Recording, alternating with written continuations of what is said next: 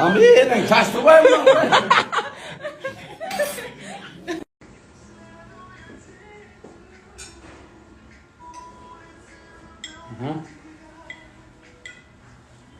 Yapacaksın orada. Sen söyle. Ayak sakal. Hatayın uşaktan eldim var işendirip jönötse siz işenim artık.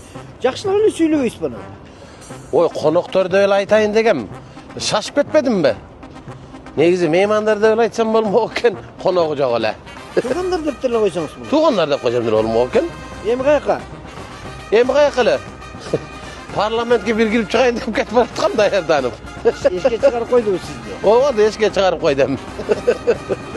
Анда жаңы жылдан кийин о жерде жанагы Борончу менен Тынар деген концерт болот экен, ошого келип кеттиңиз эми? Андан көрө ошого билет алыш керек. Туура айтасың, ооба.